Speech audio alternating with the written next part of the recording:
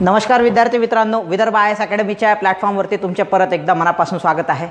सर्वप्रथम तुम्हाला विजयादशमीच्या खूप खूप हार्दिक शुभेच्छा। भरपूर लोकांना वाटलं की बाबा सागर सर एक्झामच्या आधी येतात की नाही किंवा आमच्याशी संवाद साधतात की नाही, तर काळजी करू नका। म्हणजे मी तुम्हाला असं तुमच्या अडचणीच्या वेळेस एकटं बिलकुल सोडणार नाही, कारण मुलं खूप सध्या टेन्शनमध्ये आहे। त्याच्यात काय झालं यावर्षी की राज्यसेवेचा पेपर पॅटर्न चेंज झाला आहे। सो राज्यसेवेचा पेपर पॅटर्न चेंज झाल्यामुळं ह्यूज जो मॉब होता, ज्यांना रायटिंग करायची नाही आहे, तो मोबिलाईज झालेला आहे कशाकडं, कंबाईनकडं, कारण त्यांना रायटिंगचा थोडा पण मागमूस नाही आहे। पण अशा विद्यार्थ्यांसाठी मी सांगतो पहा की हे कंबाईन होऊ द्या, मी तुम्हाला रायटिंग कशी करायची ते पण सांगतो, ऑप्शनल कसा निवडायचा ते पण सांगतो, एसे रायटिंग कशी करायची ते पण सांगतो। म्हणजे आधीचा जो ऑब्जेक्टिव्ह पॅटर्न होता त्यामधून निघून फक्त प्रॅक्टिस करणे हे तुमचं कर्तव्य आहे। म्हणजे पेपर सॉल्विंग करणे एवढंच फक्त तुम्हाला करावं लागेल। त्याच्या ज्या ट्रिक्स असतात लिहिण्याच्या, म्हणजे कशा पद्धतीनं पेपर लिहिला पाहिजे जेणेकरून जास्तीत जास्त गेन होईल मार्क्स, कशा पद्धतीनं, त्याबद्दल मी तुम्हाला गाईड करतो। सो त्यामुळं काळजी करू नका, म्हणजे बाबा आपले पूर्ण मार्गच बंद झाले राज्यसेवेचे, सो अशी भावना ठेवू नका। उलट UPSCचे मार्ग ओपन झाले आहे तुमच्यासाठी, हे लक्षात ठेवा। मी एवढे दिवस का बरं थांबलो, मला इथिक्सबद्दल बोलायचं आहे तुमच्यासोबत। इथं ऑफलाईन सेमिनार्स पण मी घेतलेले आहे इथिक्सवरती, मला ऑनलाईनमध्ये संवाद साधायचा आहे इथिक्सवरती, त्याच्यानंतर एसे रायटिंगवरती भरपूर साधायचा आहे संवाद, रायटिंगबद्दल इन जनरल, ऑप्शनलबद्दल। पण मी एवढे दिवस थांबून आहे फक्त कंबाईन होईपर्यंत, कारण भरपूर विद्यार्थ्यांनी राज्यसेवा झाली की कंबाईनवर फोकस केलेला आहे।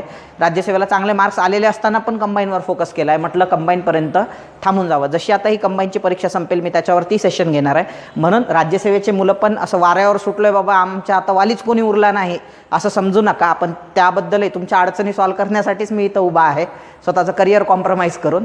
सो हे तुम्ही लक्षात घेतलं पाहिजे। दुसरी महत्त्वाची गोष्ट त्याच्यामध्ये आहे की कंबाईनचा इश्यू आहे। तर कंबाईनचं जे आहे, आता तुम्ही काळजी करू नका, मी तुम्हाला जे सांगणार आहे आता इथून पुढं फक्त ते तुम्ही एक्झामपर्यंत फॉलो करा। मला माहिती आहे तुम्हाला कोणत्या अडचणी आहे। सर्वात महत्त्वाचे म्हणजे तुम्ही सध्या घाबरलेले आहात परीक्षा जवळ आल्यामुळं, आणि ते नॅचरल आहे बरं का। न घाबरणे प्रॉब्लेमॅटिक आहे, घाबरणे नॅचरल आहे। दुसरं, फक्त घाबरण्याचं रूपांतर नंतर फ्रस्ट्रेशनमध्ये नाही झालं पाहिजे किंवा डिप्रेशनमध्ये नाही झालं पाहिजे। सो याच्यासाठी मी तुमच्याशी बोलतोय। ह्या 3 दिवसामध्ये काय केलं पाहिजे, प्रिपेअर कोणत्या गोष्टीची तयारी केली पाहिजे या 3 दिवसामध्ये, काही महत्त्वाचे प्रश्न असतात मला आठवेल की नाही। त्यानंतर आणखी ज्यासाठी तुम्ही मला फेमस केलं महाराष्ट्रामध्ये की बाबा पेपरचं स्वरूप किंवा आपण म्हणू शकतो त्याला काही शॉर्टकट्स किंवा लॉजिक्स असतात का सर पेपरमध्ये, सो त्याबद्दल पण बोलणार आहोत। सो त्यामुळं आजचं जे पूर्ण लेक्चर आहे, जे तुमच्या मनात आहे, येतं लक्षामध्ये, तसा मी मनकवडा आहे, तुमच्या मनात काय आहे मला बरोबर माहीत असते, कारण मी ह्या प्रोसेसमधून गेलेलो आहे। सो तुमच्या सर्व प्रश्नांची उत्तरं आज आपण बोलण्याचा ह्या सेशनमध्ये प्रयत्न करूया। सुरुवात करूया वेळ न घालवता। बघा, एक सुरुवातीला मी काय करतो, तुम्हाला एक जनरल इन्स्ट्रक्शन्स देतो ज्या प्रत्येक पेपरच्या आधी मी तुम्हाला देत असतो। सो इथंही मी तुम्हाला काय करणार आहे इन जनरल की बाबा तुम्ही कोणकोणते नॉर्म्स फॉलो केले पाहिजे, डूज अँड डोंट्स। सो ह्याबद्दल पहिल्यांदा चर्चा करू, नंतर आपण मुद्द्यात हात घालू, किती अटेम्प्ट्स केले पाहिजे, कोणते विषय वाचले पाहिजे, पेपरचं स्वरूप कसं असू शकते येणाऱ्या, सो याच्या जजमेंटबद्दल पण आपण बोलू। पण ह्या काही माझ्या साईडनं तुम्हाला काही म्हणजे ॲज अ टीचर म्हणून आणि तुम्ही माझे विद्यार्थी म्हणून किंवा मोठा भाऊ म्हणून तुम्हाला मी त्या ठिकाणी एक थोडेसे इन्स्ट्रक्शन्स सांगतो की या तुम्ही फॉलो केल्या पाहिजे, याला तुम्ही अंडर एस्टिमेट नका करू। काही काही मुलं असतात म्हणतात हे काय आहे किंवा हे काय आहे, काय माझं काय म्हणणं आहे, ठीक आहे लोकांमध्ये म्हणा तुम्ही, पण जोपर्यंत तुम्ही परीक्षा पास होत नाही किंवा अधिकारी बनत नाही तोपर्यंत मी विद्यार्थी आहे, येतं लक्षात, आणि मी ह्या गोष्टी फॉलो केल्या पाहिजे, हा ॲटिट्यूड तुमच्यामध्ये असू द्या। हां, ज्या दिवशी तुम्ही अधिकारी बनाल तुम्हाला हंबल राहायचं आहे की नाही हे तुम्ही स्वतः डिसाईड करा, पण होईपर्यंत मात्र आपण हंबल असलो पाहिजे। कुणाशीही भांडण करू नका, हा सर्वात महत्त्वाचा मुद्दा आहे की परीक्षेचे हे जे 2-3 दिवस आहे, काही लोकांनी करून बसलेले आहेत भांडणं। कुणाशीही भांडणं होतात, मित्राशी होतात, मैत्रिणीशी होतात, आईबाबांशी होऊ शकतात, नातेवाईकांशी होऊ शकतात। तर हा एक फॅक्टर तुम्ही लक्षात ठेवा की तुमचं भांडण ह्या 2-4 दिवसामध्ये कोणाशीही झालं नाही पाहिजे। इवन एखाद्या ॲटोवाल्यांनी जास्त पैसे मागितले जात असताना, बाबा ठरलं होतं तुमचं 40 रुपयात, थोडं जास्त डिस्टन्स झालं म्हणून त्यांना 60 रुपये मागितले, देऊन टाका, भांडणं करू नका त्याच्यासोबत। आणि मॅक्झिमम वेळेस काय होत असते आपले जे खूप जवळचे लोक असतात, म्हणजे एक ह्युमन टेंडन्सी आहे एखादा व्यक्ती अडचणीत असला ना, चांगले दिवस असले सगळे गुणगान गात असतात, आणि आपल्यावर जेव्हा वाईट वेळ येते ना, अडचणीची वेळ असते, आता आपली ही अडचणीची वेळ आहे कारण आपली परीक्षा आहे शनिवारी किंवा येत्या 8 तारखेला आपला पेपर असणार आहे। सो त्याच्यामुळे अशा अडचणीच्या वेळेस नेमके लोक काय करतात, भांडणं खोदून काढतात, म्हणजे अडचणीच्या वेळेस आणखी अडचणीत आणण्यासाठी, जेव्हा की त्यांनी सपोर्टमध्ये उभं राहिलं पाहिजे। स्पेशली ते मुलं जे रिलेशनमध्ये आहे, या मुद्द्याबद्दल कोणी सहसा बोलत नाही, बरोबर, कारण स्पर्धा परीक्षेमध्ये हाही एक ॲस्पेक्ट आहे मुलं रिलेशनमध्ये असणे, आणि रिलेशनमध्ये असणारे मुलं म्हणा परीक्षेच्या टेन्शनमुळे म्हणा किंवा इतर कारणांमुळे म्हणा नेमकं त्याच वेळेस भांडणं करतात पा, आणि असं झालं की त्याचा परीक्षेत थेट फटका बसतो, कारण आपल्या माइंडमध्ये निगेटिव्हिटी तयार होते. येतं लक्षात? आपल्याला असं वाटते की यार जाऊ दे, सगळंच माझ्या बाबतीत वाईट घडते आहे, आणि अशा मेंटॅलिटीनं जर तुम्ही पेपरला जात असाल तर 1 तास तुमचा जो परफॉर्मन्स असायला पाहिजे तो परफॉर्मन्स राहत नाही आणि तुम्हाला थेट फटका बसतो. ह्या 3 दिवसामध्ये तुमच्या मनामध्ये किंवा 2-3 दिवसामध्ये प्रचंड पॉझिटिव्हिटी असणं गरजेचं आहे विद्यार्थी मित्रांनो, कारण हा आपल्यासाठी अडचणीचा काळ आहे. सो अशा वेळेस फार कमी, म्हणजे सगळीकडे अंधकार असताना प्रकाशाच्या वाटच मुळात फार कमी आहे, त्यात आणखी अंधारात स्वतःला टाकू नका भांडणं करून. येतं लक्षामध्ये? सो पॉझिटिव्हिटी देणाऱ्या गोष्टी तुम्ही कमिट करा किंवा अशा गोष्टींच्या सोबत राहा ज्या तुम्हाला काय करतात, पॉझिटिव्हिटी. उदाहरणार्थ आपलं हे सेशन हे तुम्हाला पॉझिटिव्हिटी देणार आहे. येतं लक्षामध्ये? तुमच्यामध्ये एक पॉझिटिव्ह वाईब्स म्हणतो ना आपण, की बाबा आता काही लोक त्याला देव म्हणतात, काही लोक त्याला ईश्वर म्हणतात, काही लोक त्याला अल्लाह म्हणतात, काही लोक नूर आहे म्हणतात, काही लोक चांगला व्यक्ती म्हणतात. सो वेगवेगळ्या नावाने आपण त्याला ओळखत असतो. सो आपल्यासाठी एकंदरीत निगेटिव्हिटी म्हणजे राक्षस, दानव, असुर आपण त्याला म्हणू शकतो, आणि पॉझिटिव्हिटी म्हणजे काय, सिम्बॉल ऑफ पॉझिटिव्हिटी, त्याला आपण देव म्हणतो, अल्लाह म्हणतो, ईश्वर म्हणतो, बरोबर. सो वेगवेगळ्या नावाने आपण त्याला ओळखत असतो. सध्या अशा यांच्यासोबत राहण्याचा प्रयत्न करा, पॉझिटिव्हिटी देणाऱ्या गोष्टी करा. फॉर एक्झाम्पल काही लोकांना मंदिरात गेल्यानंतर पॉझिटिव्ह वाटते, तर तुम्ही त्या मंदिरात गेलं पाहिजे. फक्त अशा ठिकाणी जा, नाही तर तुम्ही सागर सरांनी सांगितलं जातो मी गरबा खेळायला आता, असं नाही. जिथं डीजे विजे लागलेले अशा ठिकाणी नाही. जिथं मला काय आहे, शांती मिळणं अपेक्षित आहे. पहा, फक्त त्या ठिकाणी काय असली पाहिजे, पॉझिटिव्हिटी देणाऱ्या ठिकाणी शांतता असली पाहिजे. या गोष्टीची काळजी घ्यायची. काही लोकांना विहारात गेल्यानंतर बरं वाटते आहे, किंवा बुद्धांच्या चेहऱ्याकडे पाहिल्यानंतर जी शीतलता त्यांच्या मनाला मिळते ती महत्त्वाची आहे. काही लोकांना एखाद्या देवळात गेल्यानंतर, देवाकडे पाहिल्यानंतर बरं वाटते आहे, किंवा मस्जिदीमध्ये गेल्यानंतर. सो कुठलंही तुमच्यासाठी सोर्स ऑफ पॉझिटिव्हिटी, काही लोकांसाठी आई असू शकते सोर्स ऑफ पॉझिटिव्हिटी. सो अशा गोष्टींच्या कॉन्टॅक्टमध्ये राहण्याचा प्रयत्न करा. सो ऑनलाईन पण म्हणजे काही ग्रुप्स असतात ज्यामध्ये निगेटिव्हली बोलल्या जाते, किंवा व्हॉट्सअप म्हणा, मोबाईल म्हणा, फेसबुक म्हणा, किंवा न्यूजपेपर म्हणा. सो ज्या निगेटिव्हिटी देणाऱ्या गोष्टी आहे, सो अशापासून फक्त 3 दिवसासाठी काय करा, तुम्ही दुरी बनाय रखो म्हणतो आपण त्याला, किंवा दूर राहण्याचा प्रयत्न करा. पुढं जेवणाच्या वेळा निश्चित असल्या पाहिजे. भाई मला पेपर द्यायचा 11 ते 12, येतं लक्षामध्ये? सो मग त्याच वेळेत मला भूक नाही लागली पाहिजे. आता भरपूर लोकांच्या मेसचे टाईम असतात 11:30 वाजता बरोबर जेवायला जातात ते, आणि मग काय होते, परीक्षेमध्ये जर भूक लागली त्या वेळात तर आपला परफॉर्मन्स कमी होऊन जातो, इफिशियन्सी कमी होऊन जाते कामाची. त्यामुळं जेवणाच्या वेळा निश्चित करा. बरोबर 9 वाजता आपला नाश्ता झाला पाहिजे, जेणेकरून 11 ते 12 पेपर सोडवताना आधार राहील. आणि आपल्या शरीराचा 20% भाग म्हणजे एनर्जीचा जो भाग आहे तो मेंदू असतो, आणि त्यावेळेस पेपरमध्ये तर आपल्याला भयंकर कॉन्सन्ट्रेशन पाहिजे असते.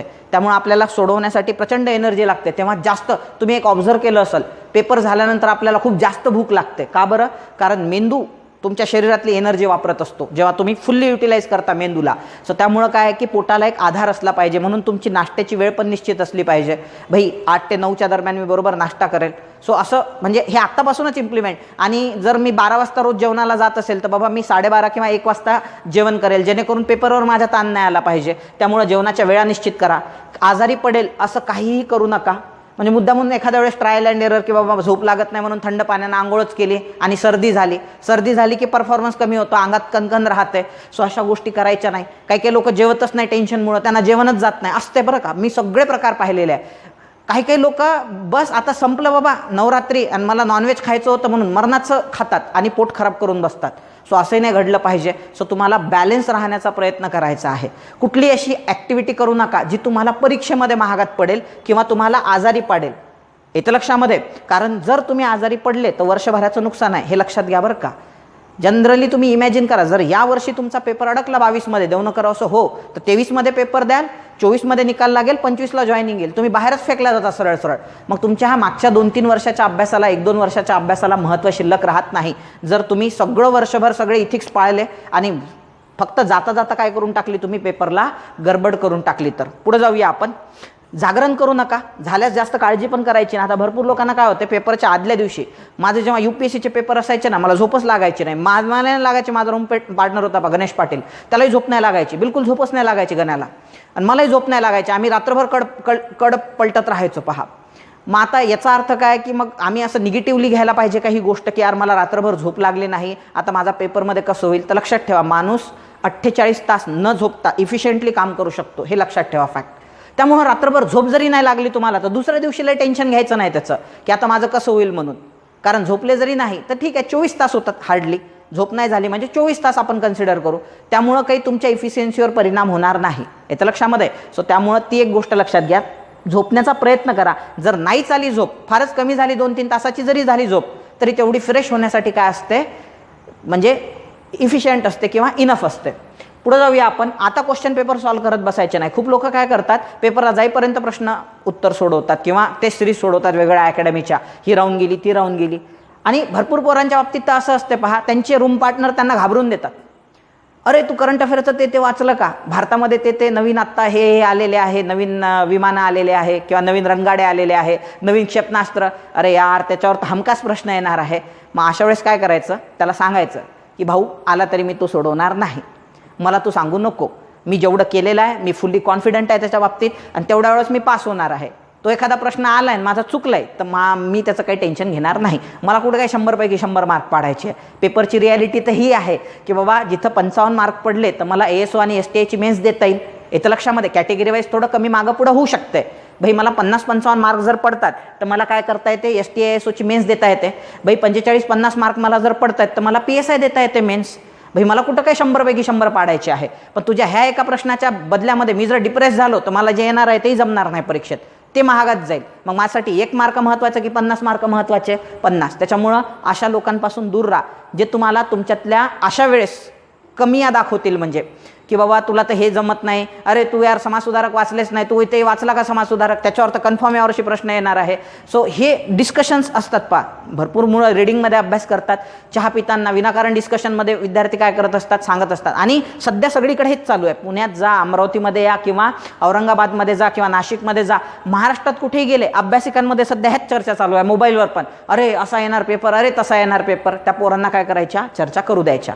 मी पुण्यात पण राहिलेलो आहे, मला माहिती आहे वातावरण काय असते, कशा पद्धतीनं घाबरवल्या जाते. येतं लक्षामध्ये. पुढचा माणूस विनाकारण काय करतो, एक वातावरण तयार करतो. तो टेन्शनमध्ये असतो, त्याला वाटतं हा कसं काय बाबा आनंदात आहे, चला ह्यालाही टेन्शनमध्ये आणू आपण. म्हणजे आम्ही जेव्हा राज्यसेवेला जायचो ना, उगाच एखादा पोरगा यायचा, अरे ते मिडल वाचलं का तू, नोट्स आली आहे मार्केटमध्ये नवीन 2 दिवसाच्या आधी बरोबर, आणि यार मिडेवल्सवर यावर्षी जास्त क्वेश्चन येणार आहे, स्वतःच्या मनानेचा, कारण त्यानं मिडेवल प्रिपेअर केलेलं असायचं. आणि आपण केलेलं नसलं मिडायवल प्रिपेअर की आपल्याला टेन्शन यायचं, यार 3-4 क्वेश्चन आले तर माझे 6-7 मार्क जातील, आता माझं कसं होईल पेपर 200 मार्काचा. आणि 6-7 मार्कामुळे टेन्शनमध्ये यायचो की जेव्हा की प्रिपरेशन हे 150 ते 160 मार्काचं झालेलं असायचं. सो त्याच्यामुळं आपल्याला काय येतं याच्यावर फोकस करा, काय नाही येत याच्यावर फोकस करू नका. येतं लक्षामध्ये. ही वेळ नाही आहे ती काय नाही येत. येतं लक्षात. हां, समजा तुम्ही पुढच्या वर्षीसाठी प्रिपेअर करताय, आता तुमची एप्रिलमध्ये जेव्हा एक्झाम राहील समजा 2023मध्ये, हां तेव्हा तुम्हाला काय नाही त्याचा आत्तापासूनच अभ्यास करू ना आपण. परंतु आता 3 दिवस एक्झामला राहिलेले आहे, तुम्ही जर नाहीवर फोकस केला रे तर तुम्हाला परीक्षेमध्ये 100% फटका बसणार. तुमचा भरपूर अभ्यास झालेला आहे. येतं लक्षात. ही परीक्षा लक्षात घ्या अशी नाही आहे की बाबा शेवटच्या 1 महिन्यात अभ्यास करतो आणि पास करतो. महत्त्वाचं आहे तुम्ही वर्षभरामध्ये जो अभ्यास केला तो तुम्हाला परीक्षेत कामी येणार आहे. आता मी वर्ध्याला सेमिनारला गेलो, एक कॅन्डिडेट माझ्याकडे आला. मी जेव्हा क्लासमध्ये बोलत होतो, माझी डायलेक्टिक मेथड असते, माझी सॉक्रेटिस वापरायचा पहा किंवा गाडगे महाराज वापरायचे. डायलेक्टिक मेथड म्हणजे काय, मी शिकवत असताना मुलांना प्रश्न विचारतो, मी शांत बसूच देत नाही. सॉक्रेटिस सांगायचं की जेवढे जास्त प्रश्न विचाराल तेवढे लोक विचार करतात, अदरवाईज लोक विचार करत नाही. लोकांना विचार करायला भाग पाडलं पाहिजे, तोच खरा शिक्षक आहे. एवढं येते रे हेच करून जा रे, सो ह्याला शिक्षक म्हणत नाही. तुमची बुद्धी काय झाली पाहिजे, फिरली पाहिजे, म्हणजे तुमच्या ऑटोमॅटिक गोष्टी लक्षात राहतात. मग आता मी जेव्हा प्रश्न विचारायचो तो पोरगा उत्तर द्यायचा, पण पेपर झाल्यानंतर तो पोरगा येऊन माझ्याजवळ ढसाढसा रडला. सर म्हणे माझा 3 वर्षाचा अभ्यास आहे म्हणे, पण माझं 4 महिन्यापूर्वी ब्रेकअप झालं म्हणे, मी फार टेन्शनमध्ये आहे म्हणे सर. कालही एक घटना घडली की माझीच एक स्टुडंट आहे बॅचमधली, ऑफलाईन बॅचमधली, ती माझ्याकडे आली, तिच्या घरी एक ट्रॅजेडी घडली, ती टेन्शनमध्ये होती. मी तिला तेच समजावून सांगितलं की तुम्ही मागचे 2 वर्ष झाले अभ्यास करताय, तो पोरगा मागचे 3 वर्ष झाले अभ्यास करतोय. ह्या 1-2 महिन्यात अभ्यास झाला नाही म्हणून तू टेन्शन बिलकुल घेऊ नको. तुझा जो अभ्यास झालेला आहे त्या आधारावरती पेपर देऊन ये, तू 100% परीक्षा पास होतोस. येतं लक्षात. आता जर तुम्ही असं ह्या 2 दिवसात, 4 दिवसात, महिन्याभरात काही वाईट घडलं म्हणून तुमचा अभ्यास नाही झाला म्हणून जर तुम्ही हारत असाल लढाई, तर तुम्ही खूप चूक करताय बरं का मोठी. येतं लक्षामध्ये. सो या कालखंडात स्टेबल राहा, झालेल्या अभ्यासावर कॉन्फिडंट राहा, जे नाही झालं त्याबद्दल दुःख बाळगू नका, जे झालेलं आहे त्या आधारावरती पण तुम्ही परीक्षा इझिली क्रॅक करू शकता. विद्यार्थी मित्रांनो, खूप जणांना असं वाटतं की यार हे तर पोरं खूप अभ्यास करताय, माझा तर अभ्यासच होत नाही आहे. दुसऱ्याशी स्वतःला कम्पेअर करू नका. Xerox can not be original, original can not be Xerox. तुम्ही कोणाची झेरॉक्स नाही आहात. त्यांना अभ्यास केला, ठीक आहे बाबा, तूही पास हो, मी माझ्या पद्धतीनं पास होतो, तू तुझ्या पद्धतीनं पास हो, मी माझ्या पद्धतीनं पास होतो. येतं लक्षामध्ये. सो त्याच्यामुळं लक्षात घ्या की आपल्याला 3 दिवसात काय करायचं आहे याच्याबद्दल आपण थोड्या वेळानंतर बोलणारच आहोत, पण स्वतःवर कॉन्सन्ट्रेट करण्याचा प्रयत्न करा. आता पोरं काय करतात, पेपरच्या शेवटच्या कालखंडामध्ये क्वेश्चन पेपर सॉल्व करतात आणि स्वतःला जज करतात. लक्षात ठेवा, महाराष्ट्रातली कितीही चांगली टेस्ट सिरीज तुम्ही घ्या, ती आयोगाची बरोबरी कधीच करू शकत नाही. आयोगाचा स्वतःचा एक ब्रँड आहे. मग तुम्ही म्हणाल सर तुम्ही तर स्वतः सांगता टेस्ट सिरीज लावायला, पण आपण टेस्ट सिरीज कशासाठी लावतो? वेळेचं नियोजन आपलं व्यवस्थित होतंय का, वेळेत पेपर सॉल्व होतोय का, कोणते टॉपिक आपले वीक राहून गेलेले आहे, पेपर सोडवताना आपल्याला ॲक्च्युअलमध्ये काय अडचणी येतात येतं लक्षामध्ये. सो तिथं गेल्यावर त्या अडचणी नाही आल्या पाहिजे. माझं अंडरस्टँडिंग प्रश्नांचं होते का, मला पुस्तकं समजलेलं आहे, मी लक्ष्मीकांत पाठ केलेलं आहे, मला पूर्ण कठारेचं पुस्तक पाठ आहे, पण ते पाठ केलेलं पुस्तक मी पेपरमध्ये यूज करू शकतो का, यासाठी टेस्ट सिरीज आहे. सो मग ह्या टेस्ट सिरीजमधले प्रश्न ॲज इट इज येतात पेपरमध्ये, तो योगायोग असतो. आले तर चांगली गोष्ट आहे उलट, येतं लक्षात, पण असं सहसा घडत नाही. पेपर कशासाठी सॉल्व करतो आपण, स्वतःला चेक करण्यासाठी. पण काय करतात पोरं, पेपर म्हणजे एक्झामच्या आधी पेपर सोडवतात, स्वतःला चेक करण्याऐवजी जज करतात. बाई मला हे एखादा पेपर अवघड असला, काही अकॅडमीज मुद्दामून एक्सेसिव्ह अवघड पेपर काढतात, म्हणजे जेणेकरून पोरांना वाटले पाहिजे आपले पेपर चांगले आहे, जे एक्झामपेक्षाही अवघड असतात. त्यामुळं मग काय होते, पोरं डिमॉरलाइज होतात. मग डिमॉरलाइज झालं की मग आपण जज करतो स्वतःला, अरे याला आपल्याला तर येत नाही, जाऊ दे आता, मग एप्रिलमध्ये येणारच आहे परीक्षा, पुढच्या एक्झामसाठी प्रिपेअर करू. सध्याच्या पोझिशनमध्ये लक्षात घ्या, सागर सर काय सांगता हे लक्षात घ्या, सध्याच्या पोझिशनमध्ये जर 3 लाख विद्यार्थी ह्या परीक्षेसाठी जाणार असतील, तर त्यापैकी 1 लाख लोकांनी निश्चय केलेला आहे, त्यातले बघणारी भरपूर जण आहेत बरं का, 1 लाख लोकांनी निश्चय केलेला आहे की एप्रिलमध्ये परीक्षा जाऊ दे ह्या वर्षीची परीक्षा. फक्त ह्या मूर्खपणामुळं, काही चुकांमुळं, म्हणजे काहीतरी ट्रॅजेडी घडली, थोडी छोटी मोठी ट्रॅजेडी घडली, किंवा मित्रांनी काहीतरी सांगितलं, किंवा पेपरमध्ये चांगले स्कोर येत नव्हते त्यांचे टेस्ट सिरीजमध्ये. सो अशी कुठलीही ॲक्टिव्हिटी करू नका ज्यामुळे तुम्ही जज व्हाल, येतं लक्षात, किंवा स्वतःला जज कराल, किंवा मित्र तुम्हाला जज करतील. सो स्वतःही जज करू नका स्वतःला, आणि मित्रांनाही स्वतःला जज करू देऊ नका, ते तर करूच देऊ नका, एंटरटेनच करू नका मित्रांना म्हणजे अशा मोमेंटमध्ये. सो ह्या काही डूज आणि डोंट्स आहे जे तुम्ही त्या ठिकाणी फॉलो केले पाहिजे. चला आता जो मेन मुद्दा आहे आपला, आपण त्याच्याकडे वळूया. आता सध्या बरोबर आहे, मुलांच्या मनात हा एक लय मोठा प्रश्न आहे पहा, की मी अभ्यास तर केलाय सर, मागच्या 1.5-2 वर्षापासून अभ्यास करतोय, पण माझा वेळेवरती परीक्षेत अभ्यास आठवेल का, येतं लक्षामध्ये. सो मला परीक्षेत अभ्यास वेळेवर आठवेल का. सो ह्या प्रश्नाचं उत्तर एकदम सिंपल, साधं, सरळ, सोपं आहे की तुम्हाला परीक्षेमध्ये वेळेवर काय आठवायचंच नाही आहे. एक लक्षात घ्या, तुम्हाला वेळेवरती परीक्षेत काय करायचं नाही आहे, आठवायचंच नाही, कारण तुमची प्रिलिम्स ही ऑब्जेक्टिव्ह आहे. तुमची प्रिलिम्स काय आहे, ऑब्जेक्टिव्ह आहे, आणि तुम्हाला त्या प्रिलिम्समध्ये विचारलेल्या प्रश्नाचे उत्तर ओळखायचे आहे. येतं लक्षामध्ये. 4 ऑप्शन आहे, त्या 4 ऑप्शनपैकी ओळखायचं आहे, तुम्हाला लिहायचं नाही आहे. फॉर एक्झाम्पल, तुम्हाला प्रश्न विचारला की खालीलपैकी कोणत्या गावामध्ये वासुदेव बळवंत फडके यांनी पहिला दरोडा घातला होता, तर तुम्हाला ओळखायचं आहे धामरी नावाचं गाव आहे, फक्त तुम्हाला ओळखायचं, तुम्हाला आठवून नाही लिहायचं कोणतं गाव होतं गड्या. मग कर्नाळा होतं का, नाही, कर्नाळ्याला तर त्यांचा जन्म झाला होता. एडन होतं का, नाही, एडनला तर त्यांना तुरुंगवास झाला होता. मग पहिला दरोडा कुठं घातला, कन्फ्युजन आहे. असं नाही, हा प्रकारच नाही आहे तुमच्या याच्यामध्ये. सो तुम्हाला काय करायचं आहे, फक्त त्या ठिकाणी फक्त ओळखायचं आहे की अरे ते धामरी नावाचं गाव होतं, आणि धामरी उत्तर मारून मोकळं करायचं आहे. कुठं तुम्हाला आठवून लिहायचं आहे त्याच्यामध्ये. त्यामुळं आपला अभ्यास आठवेल का, येतं लक्षामध्ये, हा प्रश्न मनातून काढून टाका, कारण तुम्हाला आठवून उत्तरं लिहायचे नाही आहे, तुम्हाला उत्तरं ओळखायची आहे. आठवून लिहिणे वेगळं आणि ओळखणे वेगळं. ओळखणं खूप सोपं आहे. तुमचा जर अभ्यास समजून उमजून झालेला असेल तर तुम्ही पटापट ओळखू शकता, येतं लक्षामध्ये, लॉजिक लावू शकता. ते पण सांगतो तुमच्याकडे कोणकोणते शस्त्रास्त्र आहे आता पेपर सोडवण्यासाठी, ह्याच्याबद्दल पण आपण बोलूया. त्यासाठीच आजचं लेक्चर आहे. म्हणजे ॲट द एंड जेव्हा लेक्चर संपेल ना, तुमच्यामध्ये एक वेगळीच ऊर्जा राहील, आणि तोच एक ॲटिट्यूड राहील की बाबा झुकेगा नाही. ॲटिट्यूड काय राहील तुमच्यामध्ये जाताना, झुकेगा नाही, आणि प्रत्येक प्रश्न मी तोडून येणार, हा कॉन्फिडन्सच तुमच्यामध्ये राहील. सो आजचं सेशनच त्याच्यासाठी आहे. पुढे जाऊया आपण. आता ही एका प्रश्नाचं उत्तर तुम्हाला मिळालं आहे की मी अभ्यास केला आहे पण मला आठवेल की नाही. आता दुसरा प्रश्न, परीक्षेची भीती. सध्या पोरं म्हणजे मी म्हटलं ना, मुलांना पाणीही प्या वाटत नाही, येतं लक्षामध्ये, आणि ते एक नॅचरल आहे, ते एक नॅचरल आहे. मलाही आता तुमचं सेशन घेण्याच्या आधी मी पण थोडासा घाबरलेला होतो, म्हणजे सोपं नाही आहे ना.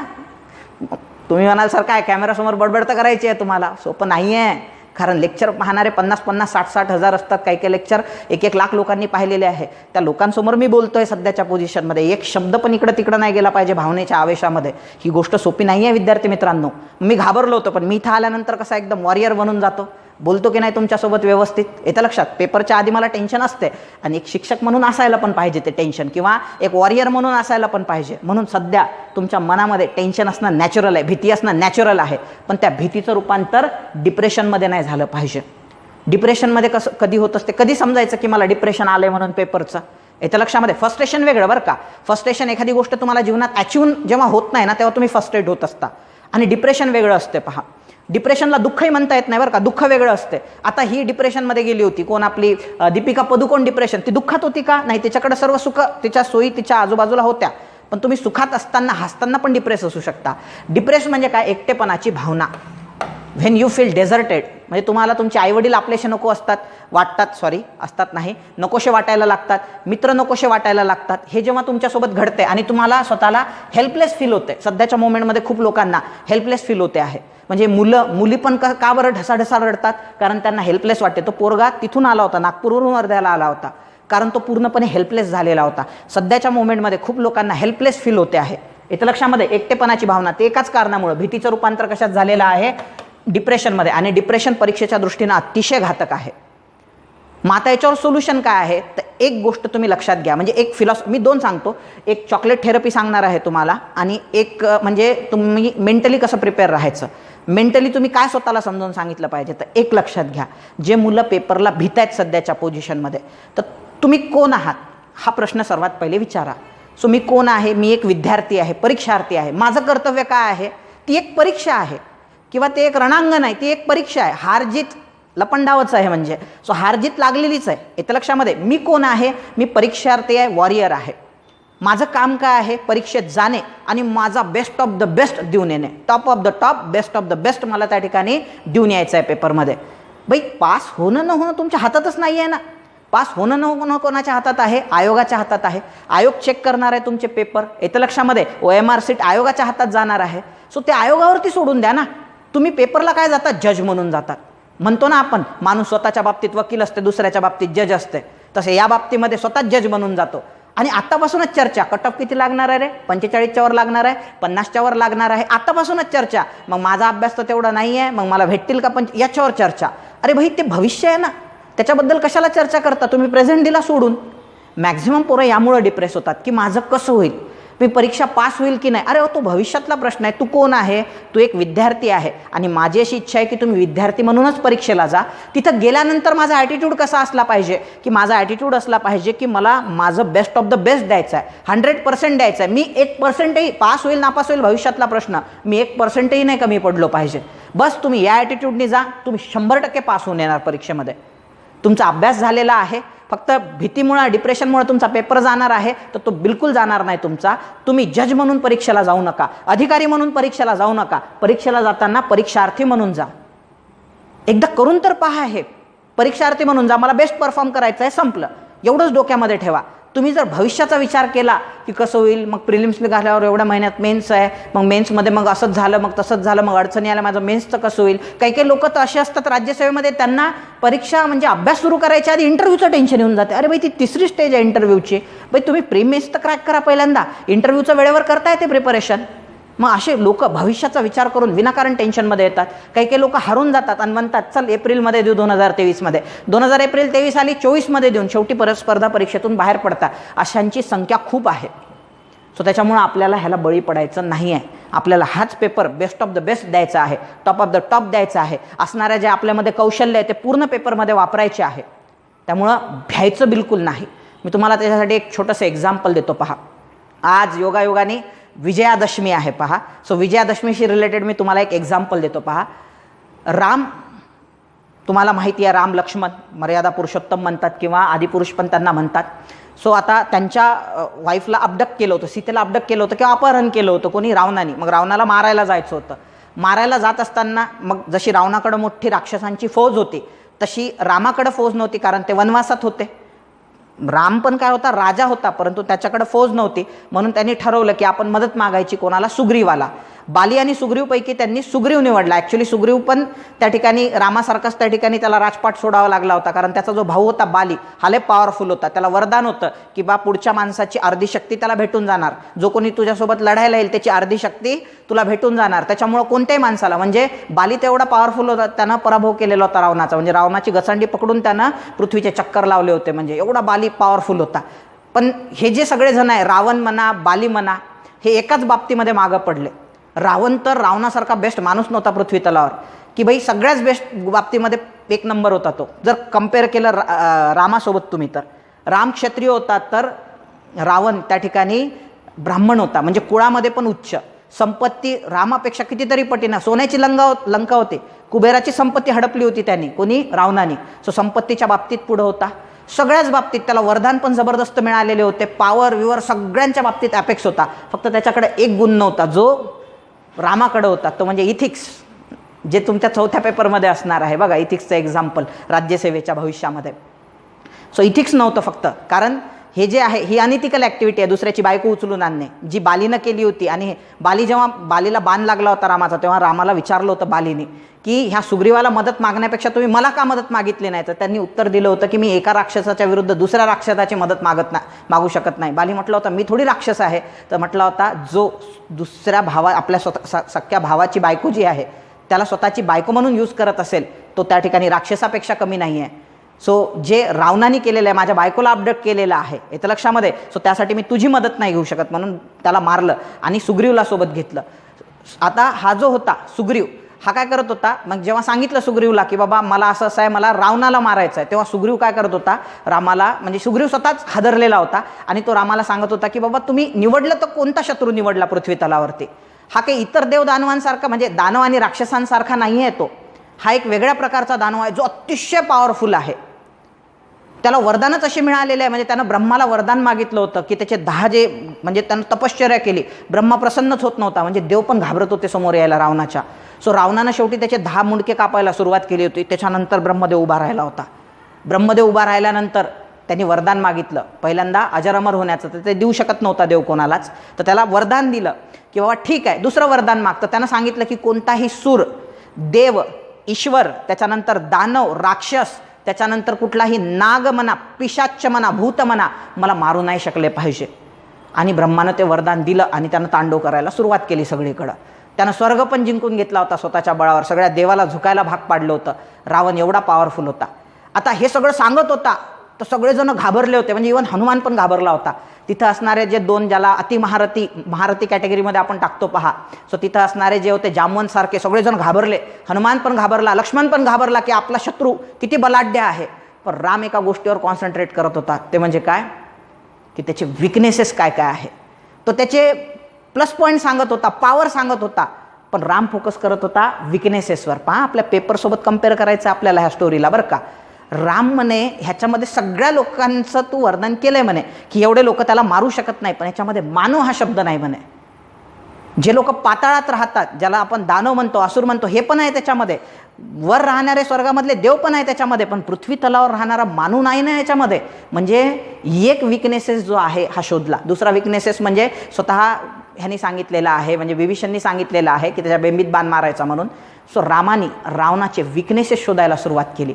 सध्याच्या पोझिशनमध्ये तुम्हाला पण, तुम्ही सगळेजण राम आहात इथं लक्षामध्ये, म्हणजे लेडीज जरी असतील तरी इपिकमध्ये म्हणू आपण, तुम्ही सगळेजण राम आहात आणि तुमच्या समोरचा पेपर हा रावण आहे. आता तुम्हाला भया वाटतो, मित्र म्हणतात असा पेपर येईल तसा पेपर येईल, गटकाचे असे अवघड पेपर होते, राज्यसेवेचे असे अवघड पेपर होते, तुम्हाला प्रचंड घाबरवतील. तुम्ही त्याच्या विकनेसेसवर भर दिला पाहिजे. आता तुम्ही म्हणणार सर विकनेसेस काय आहे पेपरमध्ये, तर ह्याच्याबद्दल आपण ॲट द एंड चर्चा करणार आहोत की या पेपरचे विकनेसेस कसे असतात आणि कसे तोडायचे ते विकनेसेस. आपण जस्ट झालेला 2022चा जो प्रिलिम्सचा पेपर आहे आता यावर्षी, याच्या आधी झालेला पेपर, त्या पेपरला प्रमाण मानून आपण पेपरमध्ये काय काय विकनेसेस असतात, एकदा विकनेसेस कळाले की तुमची ऊर्जा दुप्पट झाली म्हणून समजायचं. पुढे जाऊया आपण.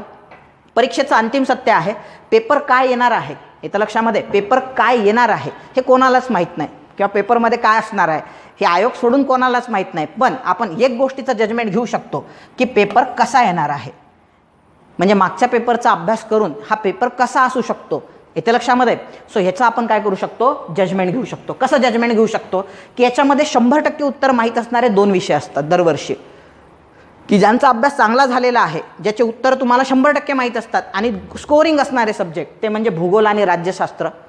सो राज्यशास्त्रामध्ये तुम्ही 8, 9, 10 पैकी आरामात 8, 9 मार्क्स पाडू शकता. आणि भूगोलामध्ये महाराष्ट्राचा भूगोल विचारतात, आता रणधुरंदर असतात पेपर देणारे, ते आरामात 13, 14 मार्क पाडतात. सो हे आपल्या पट्टीत असणारे प्रश्न आहेत पहा. त्यानंतर अर्धे प्रश्न माहीत असतात, किमान अर्धे प्रश्न माहीत असतात आपल्याला, असे काही विषय आहे ते म्हणजे विज्ञान आहे, अर्थशास्त्र आणि इतिहास आहे. बघा मी काय सांगतोय तुम्हाला, पेपरात काय येणार आहे हे सागर सर काय कोणीच नाही सांगू शकत तुम्हाला, ते आयोगाच्या हातात आहे. आणि जर ते कळालं असतं आपल्याला इन केस, तर मग आपण खऱ्या अर्थाने विद्यार्थीच नाही आहोत. येतं लक्षामध्ये. पण पेपर कसा येणार आहे त्याचं आपण जजमेंट घेऊ शकतो. म्हणजे काय, सो रणांगणात शत्रूकडे कोणते शस्त्र आणि अस्त्र आहे हे तुम्हाला माहिती असलं पाहिजे. आपला जो पेपर आहे ज्याला आपण रावण म्हटलो, त्याच्याकडे कोणकोणते शस्त्रास्त्र आहे, त्याच्याकडे ब्रह्मास्त्र आहे का, तर मग त्याचा अँटीडोट आपल्याकडे असला पाहिजे ब्रह्मास्त्राचा. त्याच्याकडे म्हणजे त्याला पाशुपत किंवा पशुपत अस्त्र म्हणतात, म्हणजे नारायण अस्त्र म्हणतात त्याला. मग आपल्याकडे सगळ्या अस्त्राचे काय असले पाहिजे, अँटीडोट असले पाहिजे.